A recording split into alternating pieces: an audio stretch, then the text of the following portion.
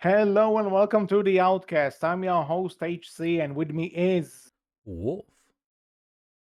And we are finally doing this because this show is cursed whenever you're trying to do a podcast about it, apparently.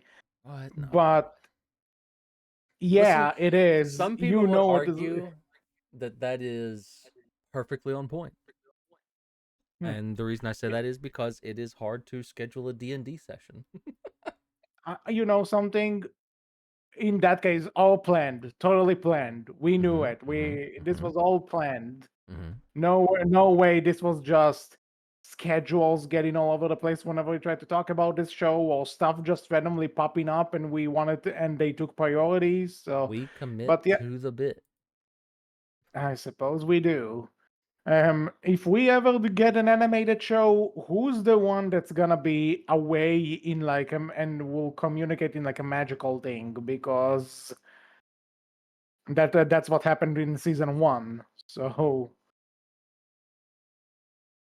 never mind, we'll figure this out later because we're not getting an animated show. Mhm. Mhm. Mhm. Sadly, not yet. Well, either way, Vox Machina season two. We did season one months ago. I want to say. It's been a while, unfortunately. This Was has it? been Was it? on the docket for a Yeah, bit. this one. That's what I'm saying, and that's what I'm saying. That like it kept getting pushed back and back because every time we tried to do this, something else popped up and something else happened. But if I recall, we did the first season. Did we even cover the first season in 2025? I literally don't remember. Uh, it, it was last year, December 14th is when we did it.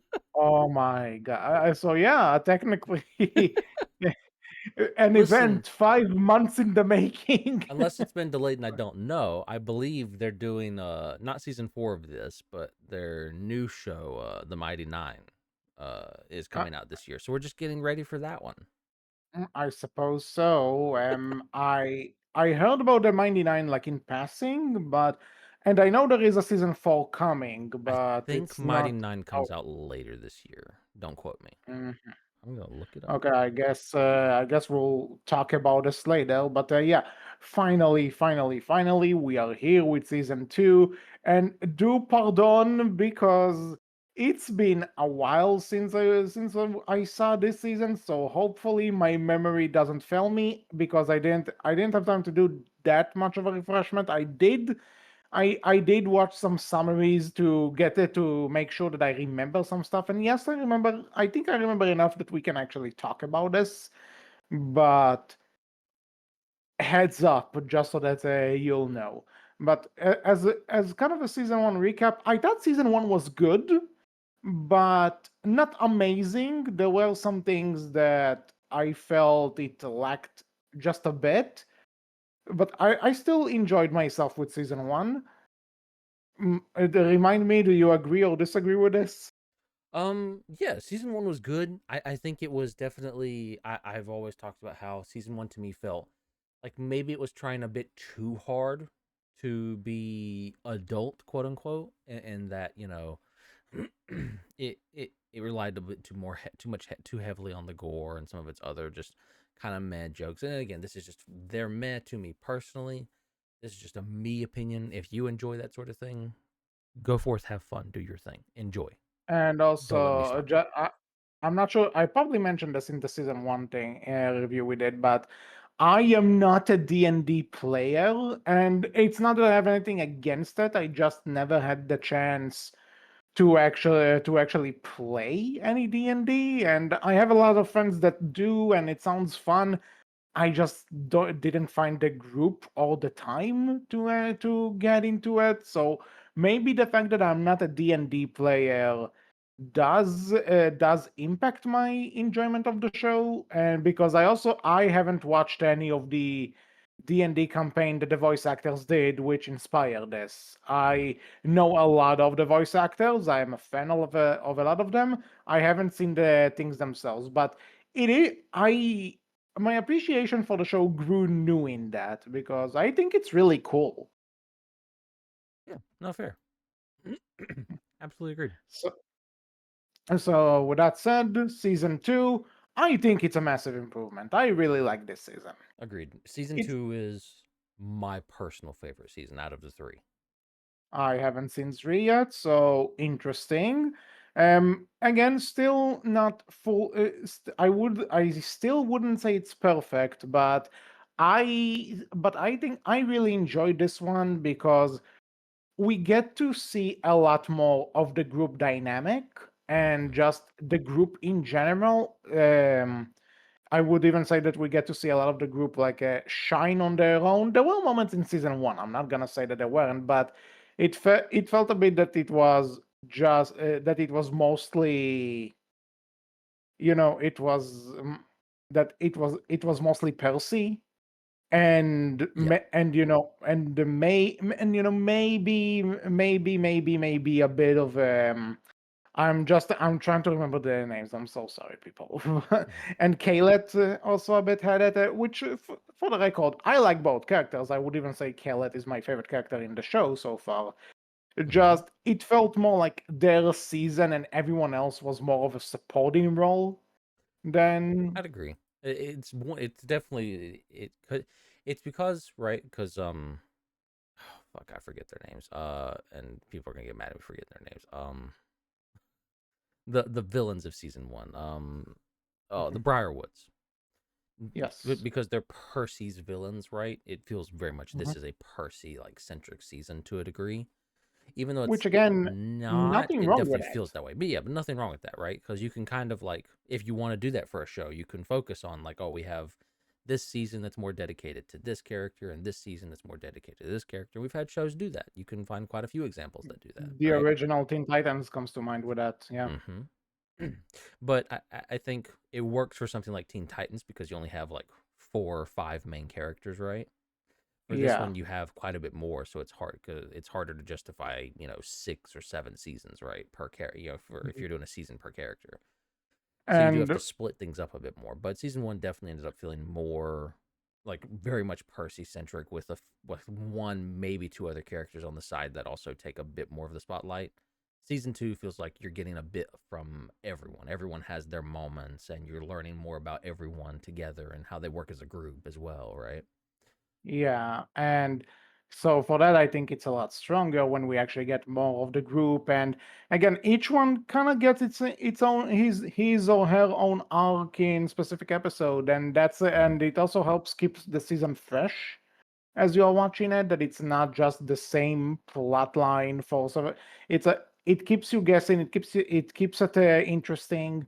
And again, I because I gave it credit in season one, I like these people. Yeah. They're assholes.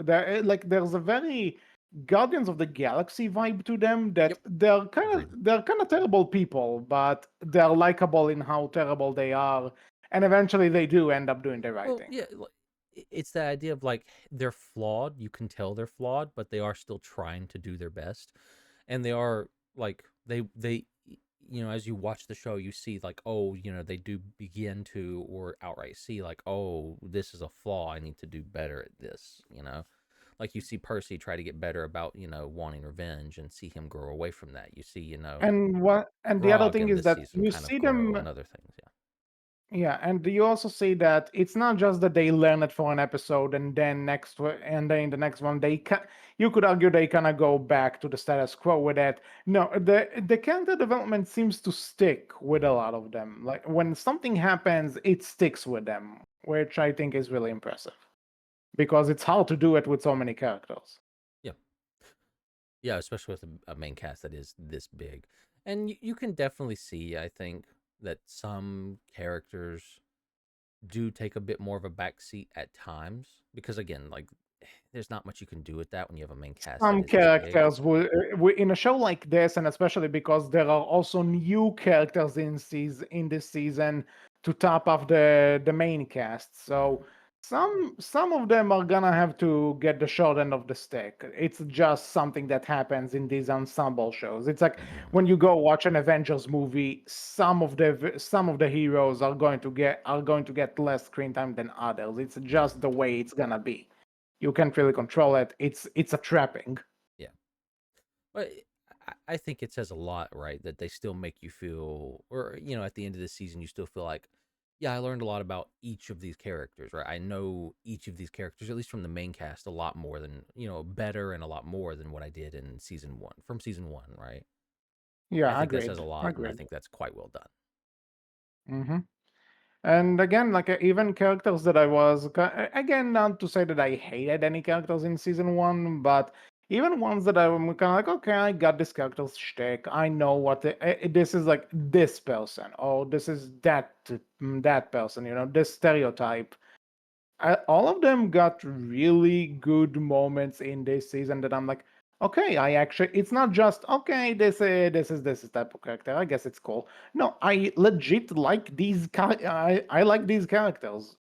Hmm. Either if it's the performances or just the way they bounce off of each other or the way it seems like they legit have this weird camaraderie between each other and how they walk off each other. Well, It's really it good. is right, like a bit of a story of found family too, right? As you watch it, Mhm. you see these people grow together more and more and more, and become that kind of like weird but workable family that you find in everyone's kind of like together. Mhm. Yep, I agree. Question for you though, since It's you're talking about it, who's your favorite character? We got to ask, like, since you've seen I season one and two now, has I your favorite just said character it's changed? no, I still think it's Khaled, Fair, but fair. again, a lot of them grew on me like Hmm. Scanlan. I was kind of like, okay, he's funny, I guess. He has some good moments in season one, but in this season, Scanlan was like got a massive Yeah, no, upgrade. this I this was really heavy like season. him in this season, and also like Grog. Again, I get it. I made a Guardians of the Galaxy comparison earlier. He's the dumb brute that's just kind of like I get it. I get his shtick, but again, they do interesting stuff with him this time around. I also like that we get to see a lot more of Pike with the group now, Hmm. and she because previously she was kind of on her own, and whenever she would communicate with them, it would be via you know she would By the communicate way, via like a mind I thing don't know that. if I mentioned it, but I'm going to mention it now. Excuse me. Excuse me. Sorry. Yeah. The reason why Pike was not there much in season one was I basically, think we mentioned that. I said that because Ashley Johnson wasn't available to yeah, be it was there basically a in the reference. Yeah. yeah, and so because she was talking to them via Skype. Also, remember Skype? RIP Skype. So yeah, that's I think I mentioned that because I thought that was really cool when I learned about it in retrospect. Hmm. That was really funny. Yeah. Um, so yeah, just anyway, I guess we are gonna talk about spoilers. Yeah. Spoilers for season two of Vox Machina. Yeah, we are aware it's been 2 years. It was 2 years ago when this came out, but you know what? I'm not taking any chances. So, spoilers for season 2 of Vox Machina are starting in 3, 2, 1. Still here? Okay, so God, it what a has way been to 2 years. start. Fuck. I just have the episode list here and it says January 2023. So, yeah, It that's does. Fuck. time flies, buddy. Time flies. Ugh. It feels like it's been longer and doesn't feel like it should be 2 years. Yeah, it's one of those things. It hasn't been you think it's been less time, but it also feels like it's been way longer. It's Yeah. weird. Yeah. Ugh. Well, But anyway, yeah, so episode one, season two, I think you're gonna eh, say it starts off strong. yeah, it sounds so strong, and I gotta say, I love those dragon designs. These are like Mm, you see those things. It's like for one, dragons are already cool, right? I mean, Mm, go watch our other podcast. Go watch the reason that the wolf and I even became friends in the first place. How to Train a Dragon, baby. Hmm. but yeah, but no, like these dragon designs, no joke, are really cool, and I like how these dragons also. Again, it's not like a unified brain. They are like they have their different personalities and stuff, and I like how there's one dragon that actually tells them, "No, no, no, listen, Vox Machina, we actually need to be concerned about them, right? We actually need to be on guard with them. They are a threat, and they're like, get the hell out of here. No way. They don't got this." So I like how there's at least there's a differences between their opinions. You know, it makes it more interesting that Mm. the villains have different points of view on how to do stuff, right? Yeah. I like it. Well, it shows, right, that they're working together, but they're not, a like cohesive thing like the Briarwoods were. Like these are different villains, but still Mhm. extremely dangerous because these are huge, big fuck off dragons that just laid waste to an entire city, right? Yeah. And God, they pick such good voices. Like I have to shout it out. Like Thordak being voiced by Lance Reddick, such a good Hmm. voice for like a dragon like that. Hmm. Rest in peace, Lance If Reddick. But rest in peace. Isn't one of the dragons? Oh, excuse me, no but worries. mm, isn't one of the dragons voiced by by Liam O'Brien? Maybe I'd have to look it up. So if you do, I just want to say it's so nice to see Liam O'Brien getting good villain work. And if you don't know why I'm saying that, being a Sonic fan has some downsides to some voice actors. That's all I'm gonna say. mm, Okay, moving on. fair, So fair. so Um, these dragons are laying waste to the village, and I already like that. Again, Vox Machina are taking out, even though they're still, you know, they're kind of loopy with how they decide to do their job, right? But they do help the people. They do try to save everyone. They are taking this job seriously to some degree, and I like that. Also, because you know, if they don't do this, there it's basically off with their heads. But you know what I mean. yeah. Sorry, I'm trying to look up Uh, names. I apologize. oh, good. Look it up. Look it up. So now that's and now the other thing I like about this season is that we actually get to see a lot more of this world. We get to see other kingdoms. We get to see other lands. We get to see what they're like. And I like the fact that you know what, even though they just even though they did their thing and they are a bit more well liked, they are a bit more famous, they have a bit more credibility to their name.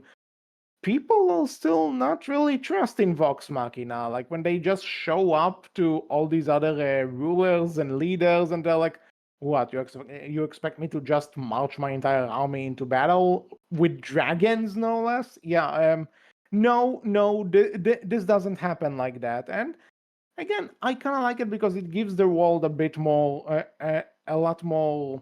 I don't want to say realism for something like this, but it does feel a bit more real. That yeah, these random people just show up at your throne and be like, "We need your army," and you wouldn't just say yes, right? I like that. I like that they actually have to earn more credibility in other parts of this universe, other parts of this world. Yeah, you are correct, by the way. Borgal, the ice dragon, is voiced by Liam O'Brien. I'm so glad to hear him do in a good villain role. No, he does great. You'll get to see a bit more of him, I believe, in season two. I am Or glad no, because, season two, like I said, season three. the because the one time I heard him as villain, he did great. The stuff he was given to say wasn't good. That's all I'm gonna say. For the others, Raishan you'll get to see more of her in season three as well. Is voiced by Cree Summer, and then Yes, that's a Chris Summer is one of these voice actresses that I just need to hear her and I know it's her. mhm, And in the best way possible. She has this voice that works really well as both a villain and just a character. Like she has this she has this really good voice. yeah, I was happy to hear her. and she's been around doing stuff for a while. for those Yeah, who may we not be aware. covered a lot. I think we covered plenty stuff she was in the past. Like I we believe did Danny so. Phantom not too long ago. Yep, she was in Danny Phantom. Uh, crap. What's the character's name? Valerie. Valerie. I'm a great fan. Well, it happens. But then, So yeah, Liam O'Brien voices Vorgal, Cree Summer versus Raishan, and Matt himself versus voices Umbrasil. And then for Thordak, you have the great late Lance Reddick, which just a yeah, perfect voice for like a commanding dragon, like hmm, so good. definitely agree. So yeah. Anyway, so dragons are laying waste to the village. Vox Machina is trying to get help to fight them off. Hmm. This, as I mentioned, this goes about as well as it may sound. And so they need to find other ways to get people to help the cause, and hijinks ensue. Basically, they get separated at some point. They get into this bar where they meet these two people, and then they're in an underground cave. Then and eventually they take out one of the dragons. I mean, you did skip Again, I something. mm, You say what did I hijinks ensued. I love how you. A pretty pivotal moment is hijinks ensued. One of our main cast technically died in this season. Well, Yeah, they but that's the technically thing. they did die. I'm leading into this because this happen like doesn't it happen in Episode the 3. second half? It's Episode yeah, three. episode Okay. 3. Again, it's been a while. I remember I it mean, happens. I just, mm. But yeah, that was actually something that I was like, wait, is she actually dead? No, no, they can't just do that. And yeah, I was right. no. So yeah, they don't kill her. Like she doesn't stay dead for very long, but it's interesting, right? Because that sets up the entire journey for Vax from that point forward, and like his whole character story, right? Which is, I think, really interesting and really brings a lot to Vax, right, for the rest of the And I season. think it was really clever that they kill Vex, not Vox, Vex, Mhm. in episode 3. And all he sees is her body. And for the first time, you see this guy break down, right? Mhm. Like, because up until this point, Vax is like your leader. Let's go beat this guy up. Let's do this. It's like, he's your. I don't want to say generic leader, but he has this, main character in an animated show vibe to him, right? And and suddenly you see that there's one thing that can get to him, and that's losing his sister. Mhm. And what a perfect way to suddenly go into episode 4, where we see a flashback of the two. And because this is the first time it happens in this show, right? We didn't see this in season 1 at any point, right? Flashbacks. Like to at least seeing the siblings as kids. I don't believe so. No, I don't. If we did, I don't remember. It's been a while since I've seen season 1. I will admit, but I don't think you But see too many flashbacks in season 1. It's season 2 and beyond that, where like season 3 as well, where you start to see a little bit more flashbacks, where you see, the twins as kids and a few other things, right? yeah, but the point is that I enjoy seeing what they were like as kids. What was their life like, and you see that all this time he was super protective of her, and she wouldn't always see it as a good thing, but he did. He has this protective. He's the oldest, right? I remember this correctly. So he Of feels the like he needs twins, to yeah. be the. Yeah, so because they are twins technically, but since he's technically the oldest, he always feels like he has some sort of a role to protect her. And I like how this comes up right after we see him break down, because now you get a lot more layers of it. Mhm. You get to see a lot more of that, and especially when he begs Spike to bring excuse me, when they beg Spike to bring her back, and when she is coming back, and the resolutions they have out of it. That's I really like this. This was a really good pair of episodes, right there. The way it's connected, the way it's done. I don't have a lot to say. It's just that it's really good. Also, I want The to. writing, Or you go ahead. yeah. Sorry, go ahead. No, just want to say that the writing and animation and everything, again, this season is a major improvement. I Mhm. really like it. Fully agreed. You go. Also, just since we're talking about Vax, you mentioned Liam's the one who voices Vorgal. Just to be clear, Liam also voices Vax too. Yeah.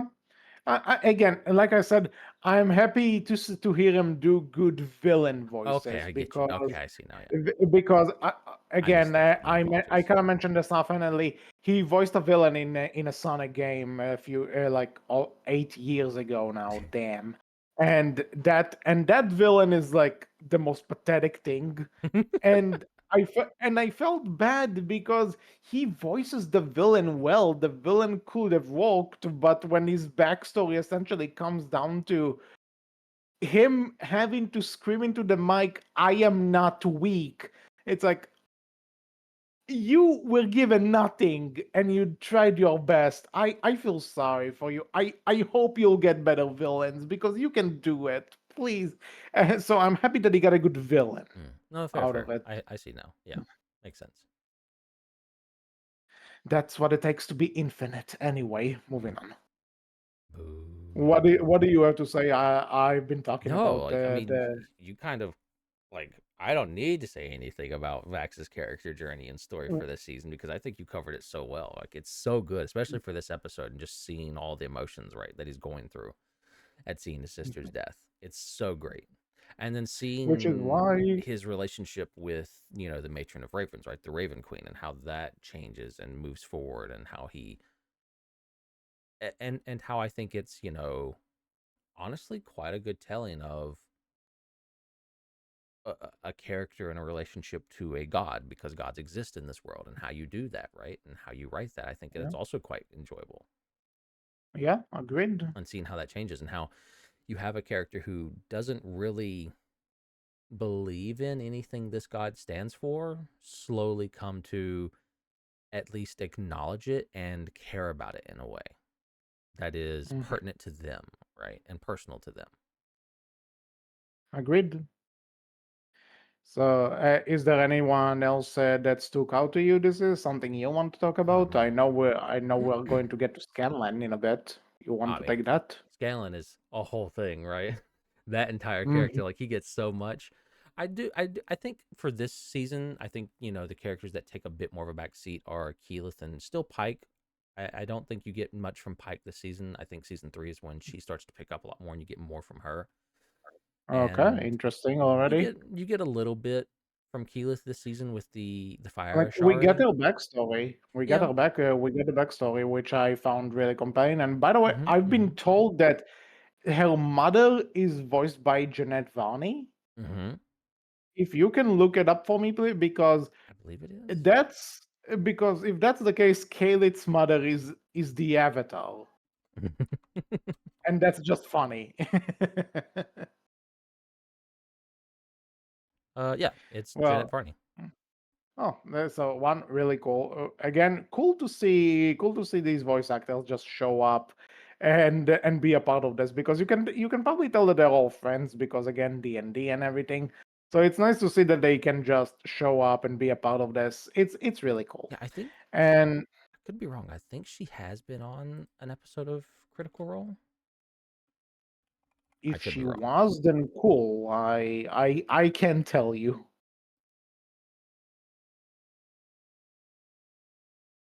I don't Uh, think I really heard her do anything outside of Korra besides uh, this. So there's that. I could be wrong. Do not quote me. Apparently, I didn't even know this. She does her own podcast. I know that she's doing a podcast with Ante Basco about the Avatar universe, but Mm. that's all that I know though. Don't ask me for more details. So you started saying before we tangented here. I have lost track of what I was gonna because I was Well, looking up. you were basically saying that in this season, Oh yeah, so that I was saying Kaylee and Pike are like the ones that do kind of get the short end of the stick, to me, kind yeah, of. them and Percy, like those are the three characters I think take a bit of a back seat this season. I think this season focuses a bit more on the twins, especially Vax, and then Grog, with Pike getting like some of Grog's, like being a part of Grog's story, and then especially Scanlan this season, right? So I would say like Yeah, Keyleth and Percy take the biggest back seats, which that's fair. Season one was a bit more of their season, I think. I was about to say they were like the three big ones in season one, so it Mhm. makes sense that for season two you want to develop the adults. Yeah, but I'm okay with that. Like you said, we still get a little bit with Keyleth, like we would get a bit of her backstory and things like that, which is great. Yeah. And Hmm. I still love it to no end that apparently Keyleth Drake from the D&D campaign that they did was one of the characters that people hated more, and then you get to the show and everybody loves her. Because she's wholesome, she's adorable. She she's essentially the Starfire. What's to hate? You say in the game she was not wholesome. Well, I am talking about the show, not the But no, game. no, fair. So No, like I joke, I still loved her regardless. She's fun. Like, and I've not seen the full campaign. I've seen all a good portion of it, and then just bits and pieces of everything else, so I know enough, right? But it's mhm. still just fascinating to see the differences and how some things translate way better to a show than they do a D&D campaign, and then vice versa, right? It's just an interesting juxtaposition. But no, um, other than talking about Scanlan, I mean, should we save talking about like Grog and his story since that's kind of the You know what? end ish? I think Grog is a simpler one, so we might as well. Yeah, sure. So Grog's whole big thing, right, is like getting close to the end. They're basically taking on his old tribe of Goliath, right, and his old people, Mhm. and getting the MacGuffin, one of the vestiges from them, Yep, and that's just fun, right? that's just fun. And and you also And get like then finishing up. I believe it's been so long, I don't remember. Is this the season where Grog becomes skinny Grog, right? I think that's the thing. is I don't recall him Or is being that season skinny. one? I know that Like there he is the loses his sword that he muscles? gets. No, no, I maybe you're confusing it because the one thing with him is that we have Grog finding this sword Yeah, that from keeps telling season him one kill people. because yeah, he gets it from one of the Briarwoods. And Hmm. I think it's season two that sword gets destroyed. I believe. Yeah, it's season two that the sword gets destroyed and you like get like quote unquote skinny Grog for a little bit. Yeah, it is season two. Yeah. Yeah, okay. So it is right. I forgot about the skinny part. I just remember though that there is this point where the soul tells him, I need food, I need blood, feed me blood and Hmm. everything. And then he gets a beard, which made me think of God of War for a bit. I mean, yeah, that's pretty much the whole the whole reference there. Well, no, Kratos ain't that dumb. That's I mean, but didn't Travis Willingham voice Kratos or no? I'm not talking no. about in I the don't. new ones. I know he didn't voice him in the new ones No, at all. He at was all. never Okay, he was Kratos. never Kratos. Okay, fair enough. I'm not sure. Was he even in God of War at all? I don't think he was. If I I'm feel like wrong, he would fit in God of War. I'd be surprised if he he wasn't they could there could probably be some parts he would fit, but I because he don't has a recall great him in voice for it. any. But No, he has a. I guess they probably figured out. You know what? He's doing Thor in all the Marvel stuff. Then we don't want him to be Thor in this big Norse game. That's just a joke, though. I don't know. brief, quick looking up, he was not in God of War, as far as I can I tell. told you. It's like I've been a God of War fan since day one. We need to do a podcast about it someday. Anyway, I mean, sure. Well, I mean, we've covered Thor. That's good enough, right? if this is all you're going on, wow. What's next? You'll tell me we did Disney's Hercules. We can talk about God of War, the original. Sure, that works. No, it doesn't. Yeah, you know it. But anyway, Hmm. God of War is a story for another day. Yeah, We'll see. We'll see. We'll but see. yeah, like it's Back definitely a here. reference, and it's just again, Grog's just a fun character, right? But it's fun to see him be put in different situations that are out of the realm for character for like what his character would normally be able to handle and everything, right? So it changes up the character and how you view it, and it's fun and enjoyable. Yep. I like it, and again, I like that. There's this because on the one hand, he does kind of like it because it forces him to do more brutal kills, and he enjoys and he enjoys killing already. So in a sense, it works well for him until he realizes that it doesn't. Mhm. Eh, And then that gets taken away And from him and destroyed, and he has to find that new power and everything, right? And it's great. yeah. Mhm. And again, this is the other thing I like about it, though, they resolved it. I didn't feel like they rushed it, but I also don't think they overplayed it. It was there for a good amount of time. You got something for them to do, which was interesting and fun, and to some extent, and cool and brutal too. And then you set him off to continue finding his inner threat in other ways. Mhm. They didn't drag this, which I'm happy because I feel like some shows feel like if they introduce a plot element at the start of the season, they need to keep it going until the end. Not really. Sometimes a few episodes is all you need. Well, again, like they give you enough episodes with him using the sword, like you said, that you get to that you have an understanding of what it is and what it's doing to him, and then they take that away from him, and you get and you get like I'd say like 2 episodes of him trying to figure out and re-find himself again. We'll say basically to then Mhm. all right, he's finally done that, and now he's taking on his uncle, one of his biggest fears, right? And then Yeah. finally you get an ending of all right, Grog's got the Titan stone knuckles now, and he's using them to fight one of our first big bads that we take down, Umbrasil. You just said Knuckles. Travis Willingham was Knuckles for a few years. So there you go. That was a reference, probably, maybe. Maybe. Okay, so that's Grog. Are we going to talk about Scanlan now? Because feel like I mean, there's nothing much left to go. I It's think he's basically him. probably the biggest character story of this season, right? I think that's Yeah. fair to say Mm-hmm. because drum roll, Galen's a dad. Yeah. He didn't You are the know. father. Yeah.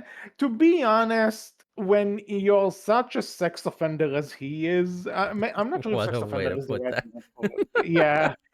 Maybe not. I try, maybe not that one, but It's okay. when You you're can like call him a whore. Scanlan, It's okay. He is. He sleeps I guess, around. yeah, when you sleep around as much as this guy, I guess it was bound to happen. Hmm. And I think it's even more bound to happen that you're accidentally about to bang your own daughter without even knowing it, which is what happens. Hmm. Hmm. It doesn't bang her, but it almost happens. Yeah. This has became awkward. Why are you making this awkward, Wolf? Let's keep this conversation going. Well, Why? for a little bit of like information from the D&D game, right? Like it was also interesting to watch that unfold because Matt had planned that out and Sam had no clue because Sam is the one who plays Scanlan, and all that. Yeah. So Matt had planned that out and was going to do that. Sam had no idea any of that was happening at the time. And seeing his reaction live was quite interesting and very enjoyable for a lot of people, right? And I think Mhm. they captured that same feeling very well here in the show too.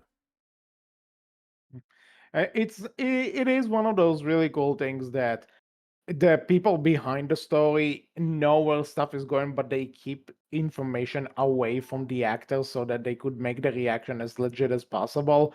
I'm Mhm. not sure if you've seen a show called The Good Place, but they do that there in the first season of the show. If you know the twist, you know the twist. I'm not gonna give it away, Okay. but they do something similar there where only very few actors knew about a certain thing. And there's actually a video filming them reacting to it for the first time, and they were like, "Oh my god!" So I like doing this so that then actors have this legit reaction and they can use it in order to sell the surprise of a certain scene. Mhm. I love it when it happens. Fair and agreed.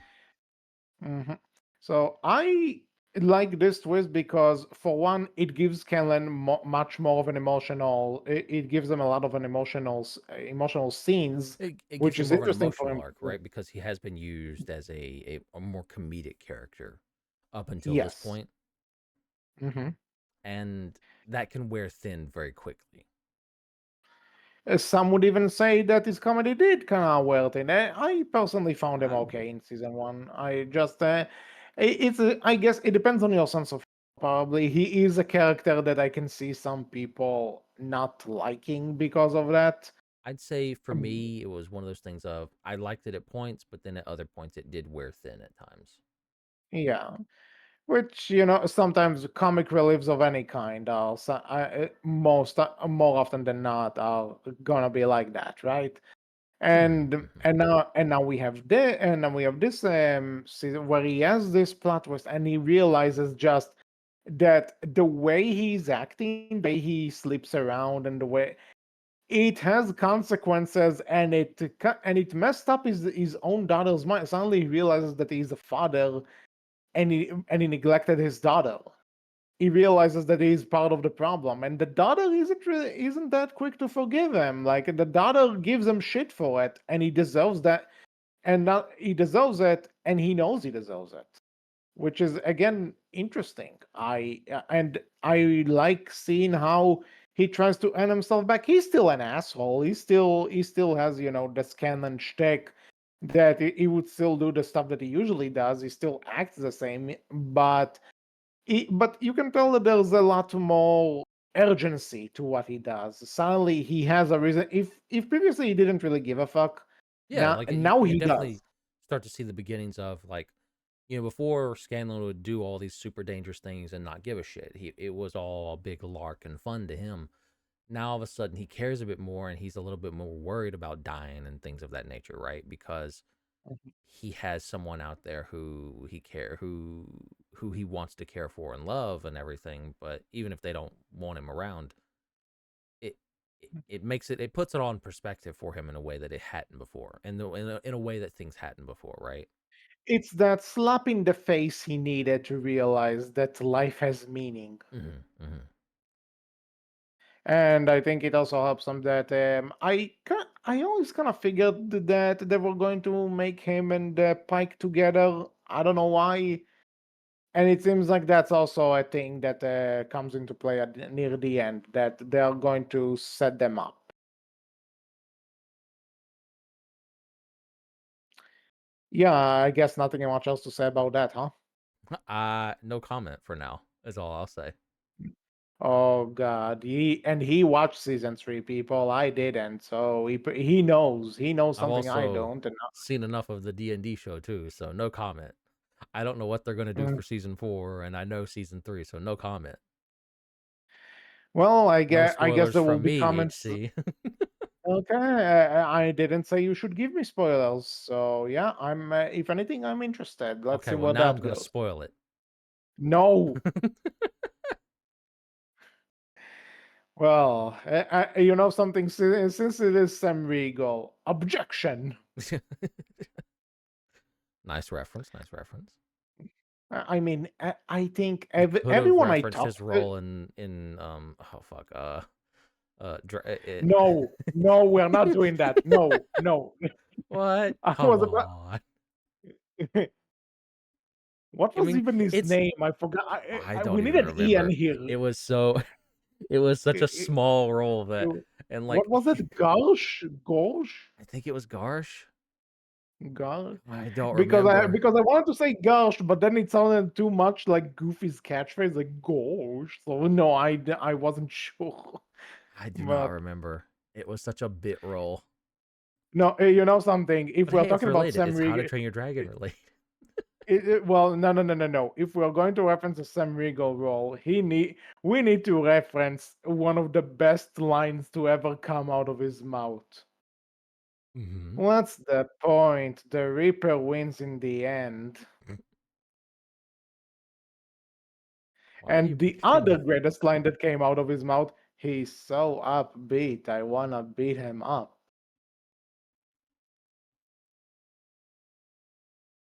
Why are you picking the If worst ones? No, I'm not picking these are legit good I lines in a I know. game that doesn't. By the way, if it's not obvious, it's a one-off character he played in Sonic. Yeah. Okay, I know I know I'm a fanboy. What can you do? But that character is just as the most stereotypical emo you could ever imagine, and they picked him to do it. So whenever people talk to me about Sam Riegel, I think Phoenix Wright. I think about Scanlan. I think thanks to you guys, I'm thinking about Gauge. But the other thing that comes to mind is this emo. What was his name? Zor. Zor. That was his. That's the character. Also, he was Donatello in TMNT once. Yeah. Indeed. And as we said before, he's played Phoenix Wright as well. Yeah, I mentioned them a few seconds I ago know. I know. again, but then, I'm but yeah. mention him Anyway, another time because that's probably the best role that we've mentioned so far. uh, I mean, don't diss on my boy Donnie. Donnie's good. Donnie's awesome. I mean, fair. Okay. What? I can't believe we got distracted talking about the voice acting. And I you know mean, something? you say we got Maybe it's a distracted, but I good think thing. I think that's fair to talk about with It's this part of the show. thing. Yeah, it is part of the thing because the show essentially was born from the voice actors. It's Hmm. not that they auditioned and got the roles; they created those roles, which is interesting. And I mean, And again, right? Like you have a lot of star power that comes into that they pull from because they're friends and know a lot of these people, right? yeah. And I will say, if you're going to please don't ask me to name all the other characters that these voice actors did, because we'll be here all day if we start listing Laura Bailey's filmography. Oh God, She was in a lot of stuff, yeah. and rightfully so. She's a great voice actress. I'm Oh, just absolutely. saying. But I mean, Sam's been in a ton of stuff. Matt's been in a ton of stuff. Travis has been in a Mhm. ton of stuff. I Yeah. think Travis and Sam haven't done as much lately. I mean, I mean, I don't. I think like Laura's still again, doing stuff because I mean, it's Laura. I think she's always doing stuff. I don't think that woman yeah, never I doesn't the work. last thing, actually the last, you know what was the last time I think I heard Travis, the as Superman in that Ruby DC crossover that we did. Well, no, I take that back. I think. I mean, it's. I think Travis is in Marvel Rivals as well as Thor, obviously. Yeah, because he's, I think, kind of like how you always get Nolan North to do Deadpool. He's kind of the de facto Thor voice, and Mm, rightfully so. He's I mean, doing great as Thor from the fair, stuff that I've heard. fair, agreed. So yeah, we have so we have those. Actually, only now it hit me that we have Ellie and Abby from The Last of Us in this show, and in this one they're friends. Ooh, Shadow. That caused me to shiver. That's something. If you know, you know. So can we talk about the final fight of this season? Yeah, Because against the Black uh, Dragon Umbrasil. that it lasts a few episodes, but I didn't care. This was a really damn good fight.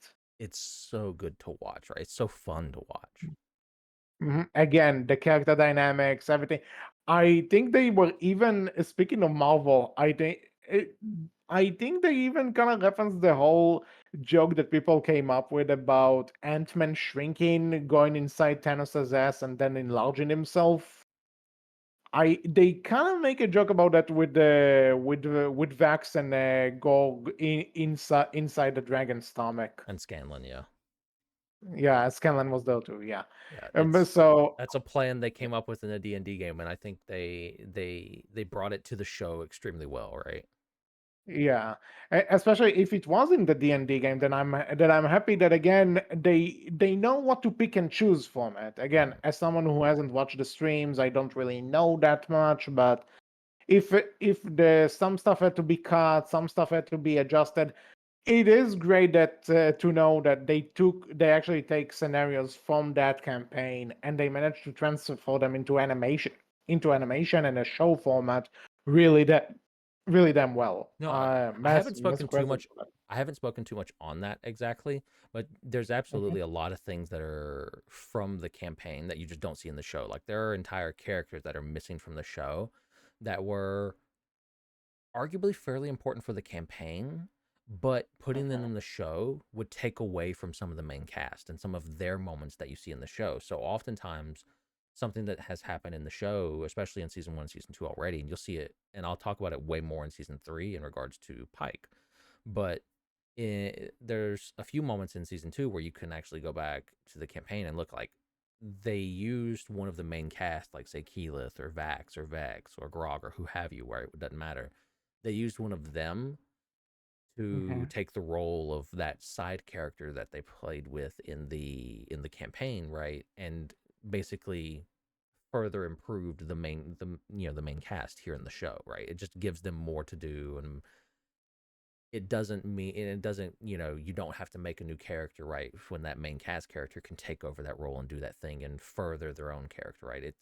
They do quite well at saying, okay, we don't need to bring this thing over to the show, right? Because that's going to take away from mhm, either the main cast or the story we're telling within the show. And so we're going to leave that as a campaign only thing, right? And not pull that over. They've done, in my opinion, quite well at picking and choosing what they do and don't pull over. mhm. Agreed. I mean, I guess I agree. I'm not familiar with with No, the no, thing fair. itself, Like but I'm just it that's is more very of a, impressive. if you've seen it and then you can tell all of this, and right, it's I think it's worth pointing out to say, hey, this is actually quite impressive. They've done quite well at this. There's been, I would say, from my experience and what I know, like one or like a handful of times where it maybe fell flat, right? Where this didn't work out because they didn't have this thing from the campaign. And so the show tried to do something with it, but it didn't work as well. And it maybe fell a little flat, right? But Mhm. you wouldn't know unless you've seen the campaign, right? Yeah. Well, regardless of how this season 3 is gonna do it, you know what? I'm impressed with season 2. I'm impressed with how and what they've done with it. Consider me a fan, even if I haven't seen the streams. Maybe I'll have to to look them up now. No, it'll be interesting. As stated before, right? Like season 2 is my personal favorite. That means I like it more than season 3. Mhm. That doesn't mean season 3 is bad. That just means I like season 2 more than season 3. So it'll be Which interesting to interesting. hear what your opinion ends up being of season 3. Yeah, so and hopefully if everything is gonna go according to plan, hopefully next week we'll know. Hopefully. Listen, to continue on with the bit, we'll delay it by another week. You know something? No. No, I'd rather we get this done Don't because say no. who We don't know. because because you do know that we have a lot of other stuff coming out that we'll need to be ready for. What? So No. if we're Poker not Face didn't releasing. Last of Us isn't currently ongoing. And I think there's Poker so Face is ongoing and Last of Us, we still have time. But what I mean is, you know that in less than a month, all hell is gonna break loose because there's a movie we need to do. what? No. There's not the How Yes, to Train Your Dragon live action movie coming out. look inside yourself. You know it to be true. That's not coming out June 14th. Get ready. It's going to be great. Let's go. Uh, and now I'm depressed. It'll be fine. Well, It the could have thing been is, Nine Realms live action. Listen, just because it could be worse doesn't mean that there aren't any other bad stuff surrounding it. But You we're not talking about say this right now. it could be worse. I mean, I just small tangent. You say it could be worse. I don't know. I kind of want Nine Realms live action. I feel like that would be better. But we're also not talking about this, aren't we? We tangented way too much. But okay, but you know what? You know what? Kind of a good way to go about this. This season ends when we see a lot of dragon eggs just Mm-hmm. there. Thordax making I'm. children. hmm He's getting busy like Scanlan. So now I'm assuming this is gonna be a big part of season three. Mm-hmm. Don't tell me if I'm right or wrong yet. I I will am just just nod and assuming agree. this is what I'm just assuming that this is something that's gonna be a part of it. And you know what? I'm excited to see where things are going. And yeah, I don't really have that much to Well, add. a You got question anything? I can't answer this question, obviously, but I can ask Hmm? it of you since you've not seen season three. Anything you might be looking forward to for season three? Anything you'd want to see more Well, of in season three? I would like more of the of the team dynamic, which obviously we're gonna get because the show is essentially about the team. And now after this big final fight, I kind of want to see the dragons getting a bit more technical, a bit more that they do see that, yeah, you know what, these guys are dangerous. These guys are planning something. Let's say we need to take them a bit more seriously. And now that they killed it, I wonder all the people who told them no previously, all the people that laughed at them, Sean. I want to see where the world stands now with Vox Machina as this protective group, as if they actually if maybe season three is gonna bring that change that people are actually going to take them seriously and see that you know what they're in this for the long run. They can actually help us. Let's help them. I want to see. I'm again. Don't tell me if I'm correct or wrong yet. I just think it will be interesting to see if it's not done in season three, then maybe in the future. But I'm curious about this team's dynamic with the world and with each other as the show goes on because in season one they also were they were a team, but again they were still you could tell they were kind of finding their footing as a team. Mm-hmm. Here they found their groove as a team. So I enjoy see them grow as a team. Agreed. And we will find out what thoughts you're right on and what you get from season three next week. Hopefully. So I Hopefully. assume nothing else to say about season two. Go watch it if you haven't somehow. Yeah, and I'm surprised we managed to cover this for about an hour. We did good somehow, Yeah. despite the fact that I didn't really that I didn't have time to practice for this. We did good. So Yeah. this is it for this episode of the Outcast. We hope you enjoyed it. What are your thoughts about Vox Machina season two? Have you seen season three? Do you think I'm right? Do you think I'm wrong?